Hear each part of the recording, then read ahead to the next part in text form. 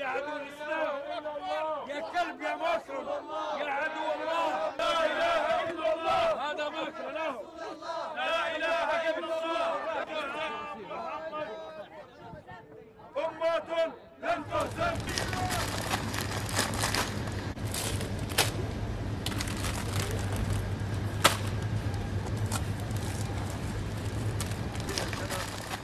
sebebiyle her ne kadar Macron'un hoşuna gitmese de sakın Fransız markalara asla iltifat etmeyin. Bunları satın almayın.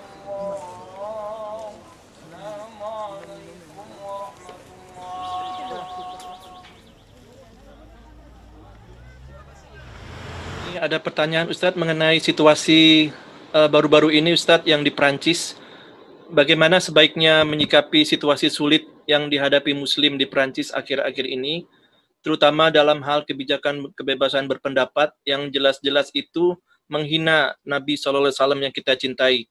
Apakah dibenarkan adanya orang-orang Muslim yang melakukan kekerasan karena kecintaan mereka kepada Nabi SAW?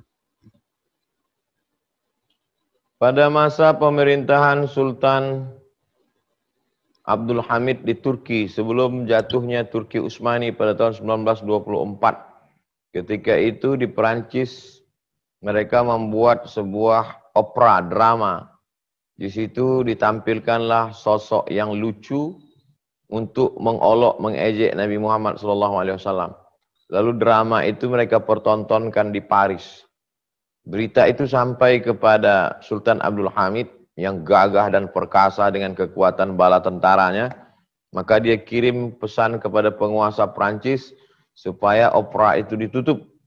Kalau tidak ditutup, maka tanggung sendiri apa yang akan terjadi. Maka saat itu juga opera itu ditutup. Itu terjadi hampir 100 tahun yang lalu. Artinya apa? Kita akan disegani orang kalau kita punya kekuatan. Dari mulai kasus 11 September, berlanjut dengan karikatur Denmark, berlanjut dengan penyobekan pembakaran Al-Quran, dilanjutkan lagi dengan, dan yang melakukan ini pembunuhan saudara kita, dilanjutkan lagi, dan ini yang melakukannya bukan masyarakat biasa. Kalau yang melakukan pekerja seni, kalau yang melakukannya hanya anak-anak muda, oke, itu kesalahan, tapi ini kesalahan terstruktur, sampai kepada presiden, sampai kepada menteri mengolok-olok Islam. Itu menunjukkan kita memang dalam ketidakberdayaan, kesulitan yang luar biasa. Nah, ini sesungguhnya menyadarkan umat Islam. Jangan lupa, Islam itu dulu ketika berada di Afghanistan, ketika datang serangan dari Uni Soviet, semua kekuatan umat Islam bersatu. Dari mulai Hekmatyar sampai Burhanuddin Rabbani sampai Taliban dengan berbagai macam aliran organisasi bersatu. Umat Islam akan bersatu kalau ada musuh bersama. Semua ormas-ormas, semua mazhab-mazhab di Indonesia kalau sudah menghadapi musuh bersama, di situ dia akan bersatu. Oleh sebab itu kita perlu juga melihat bagaimana skenario Allah menyatukan umat ini, bahwa ini adalah cara bagaimana supaya umat Islam ini bersatu, melepaskan dari masalah yang remeh-temeh, masalah kecil khilafiyah-khilafiyah, bahwa musuh besar kita bersama adalah kejahatan terstruktur untuk membusukkan umat Islam, untuk mengejek, mengolok umat Islam. Nah, setelah kita tahu bagaimana respon umat Islam. Respon umat Islam terbagi 3 secara umum. Yang pertama yang amat sangat militan, sampai rela mengorbankan nyawanya seperti yang dilakukan salah seorang muslim menurut dia mati syahid dengan memenggal kepala guru yang kurang ajar, yang menunjukkan karikatur di depan murid-muridnya dengan kebanggaan, maka memancung kepalanya adalah jihad fisabilillah. Ini pendapat pertama umat Islam. Yang kedua, yang diam saja, lawan daripada respon. Memang begitu biasanya. Kalau ada amat sangat keras, ada yang amat sangat lunak. Ya sudahlah, diam sajalah, berdoa kepada Allah Subhanahu wa taala. Yang ketiga, menunjukkan respon, tapi respon yang positif. Salah satunya adalah dengan memboikot produk-produk. Ini yang dilakukan saudara-saudara kita di Kuwait, di Timur Tengah, di negeri kita, dengan memboikot produk-produk Prancis dan lain sebagainya, karena ini bagian dari embargo ekonomi. Tapi yang jauh lebih penting dari itu semua adalah seperti yang disampaikan Profesor Ismail Raji Al-Faruqi dari Temple University, Connecticut, yang terbunuh oleh agen Mossad Israel. Beliau seorang Palestina, dan beliau membuahkan suatu pikiran yang brilian, cerdas. Kata beliau, kita tidak akan pernah menang melawan mereka dengan meledakkan kedutaan mereka, dengan membunuh mereka. Tidak dengan demikian, tapi dengan ilmu pengetahuan. Oleh sebab itu, cerita-cerita ini kita ceritakan ke anak-anak kita ceritakan ke jamaah untuk membakar semangat mereka untuk menuntut ilmu, lalu kemudian militansinya melaksanakan ibadah. Maka yang dokter, berusahalah menjelaskan Islam dengan ilmu kedokteran, jelaskan Al-Quran dengan ilmu sains teknologi, sehingga dengan itu mereka akan dapat hidayah. Berdoa kepada Allah, Allahumma hadi qaumana fa innahum la ya'lamun, sanurihim ayatina fil afaq. Kalau anak-anak kita yang di fakultas kedokteran itu menjelaskan bagaimana proses penciptaan manusia dalam Al-Quran, jelaskan dalam ceramah, buatkan seminar, ditonton oleh mereka, mereka akan berpikir ini agama datang dari mana, ini pastilah dari seorang yang luar biasa. Itulah yang nanti akan membuka hidayah. Dan sebelum kiamat, maka Eropa itu akan menjadi Islam. Begitu dalam hadis riwayat Imam Ahmad bin Hanbal. Ada satu yang belum, yaitu Rom. Kalau ada orang mengatakan bahwa Rom itu adalah negeri Syam, bukan. Karena negeri Syam hanyalah satu provinsi dari Roma. Ada yang mengatakan Rom itu adalah Konstantinopel, bukan. Karena Konstantinopel bukan Rom. Yang dimaksud dengan Rom itu adalah Eropa. Dan sebelum hari kiamat, Eropa itu akan berkumandang azan, akan berkumandang asma Allah. Ini adalah bagian dari proses menuju itu. Maka dengan ini bersatulah umat-umat Islam. Bersatu. Bernard Lewis sendiri, dari seorang pemikir Yahudi, Bernard Lewis sendiri memprediksi bahwa Eropa itu akan Islam dengan prediksi 3 analisa. Yang pertama, bahwa imigran Muslim datang dari Tunisia, Aljazair, Maroko akan memenuhi Spanyol dan Portugis, Spanyol dengan Prancis. Itu akan diisi oleh 3 imigran. Kemudian India, Pakistan, Bangladesh akan mengisi Inggris. Kemudian Turki akan mengisi Jerman. Maka kalau sudah Spanyol, Inggris, Jerman, Prancis diisi Muslim, maka negeri-negeri yang kecil itu mengikut, termasuklah Indonesia, bahkan punya masjid di beberapa kota di Eropa, maka sesungguhnya Islam akan masuk dengan cara damai, bukan dengan pedang, bukan dengan peperangan, bukan dengan kekerasan, tapi dengan pintu hidayah. Dan saya percaya itu.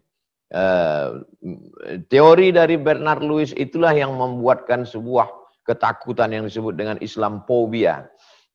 Pertama, imigrasi, perpindahan migran umat Islam ke Eropa yang begitu besar. Belum ditambah lagi kasus-kasus di Timur Tengah, dari mulai konflik di Sudan, konflik di negeri Syam, Palestina, Suriah, membuat ledakan besar ke Eropa. Yang kedua adalah mereka punah disebabkan LGBT karena tidak menikah, homoseksual. Sedangkan umat Islam diajarkan tazawwajul walud al-wadud. Jangan menikah banyak anak, kamu nanti akan dibanggakan Nabi di padang mahsyar. Dan yang ketiga adalah janji Allah. Dan Allah kalau sudah berjanji, innaka la tukhliful mi'ad. Jadi Islamophobia yang dihadapi hari ini itu adalah buah dari pemikiran mereka sendiri. Di antara pemikir besarnya adalah Samuel Huntington dengan Clash Civilization, benturan peradaban, dan Bernard Lewis yang memprediksikan bahwa Eropa itu akan Islam. Demikian, wallahu a'lam. Jazakallah khair Ustaz.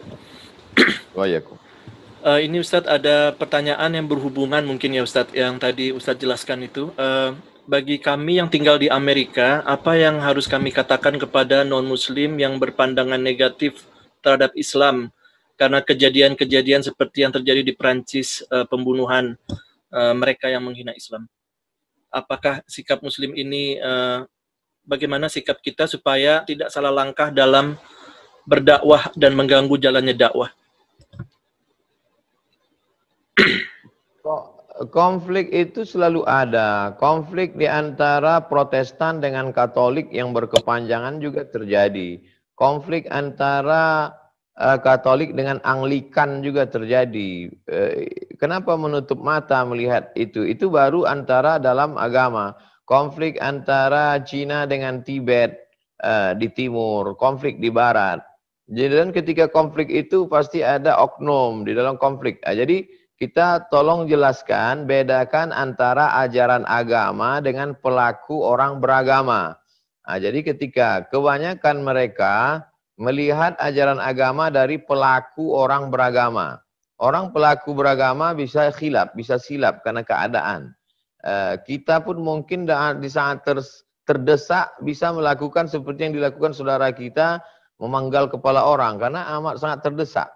Tapi dalam Islam jihad itu dilakukan, dipimpin oleh Amirul Mukminin, oleh pemimpin, oleh Amir. Ada perintah dari Amir. Oleh sebab itu maka pertama jelaskan bahwa konflik bisa terjadi pada kelompok manapun, agama manapun, dan itu terjadi. Yang kedua, tolong bedakan antara ajaran agama dengan pelaku umat beragama. Yang ketiga, ghayatun nas ridhon nas ghayatun la tudrak. Kita tidak bisa meyakinkan orang lain. Kalau kita merasa bahwa kita bisa meyakinkan orang lain, kita akan stres. Kita hanya menyampaikan. Innama anta munzir, sampaikan, jelaskan menurut kemampuan kita. Lasta alaihim bimusaitir. Dan referensi-referensi yang ditulis oleh orang barat sendiri itu amat sangat menolong. Sebagaimana orientalis itu secara umum terbagi tiga. Yang pertama orientalis yang amat sangat memusuhi Islam. Yang kedua orientalis yang simpati pada Islam tapi tidak masuk Islam. Yang ketiga orientalis sebenarnya berpihak kepada Islam. Karena yang musuh itu cuma satu. Maka karya-karya dari dua kelompok ini itu tanpa kita harus sulit menjelaskan. Philip Kahiti menulis tentang kelembutan Nabi walaupun dia tidak masuk Islam, tentang Nabi Muhammad SAW. Lalu kemudian yang ditulis oleh Michael H. Hart, 100 most influential person in history. Lalu kemudian Karen Armstrong, penulis History of God, dia juga menulis bagaimana kelembutan Islam ketika membebaskan Palestina. Dia bandingkan dulu bagaimana Palestina dibebaskan dengan berdarah-darah sampai kuda berenang. Tapi ketika Islam datang dengan damai. Padahal mereka tidak Islam. Oleh sebab itu mampu membantu. Saya kira lembaga-lembaga di Muslim minoritas perlu menerbitkan lagi buku-buku itu. Karena kalau kita yang menjelaskan sulit orang percaya. Tapi kalau mereka sendiri dari kalangan mereka, maka itu membantu. Demikian. Wallahu a'lam.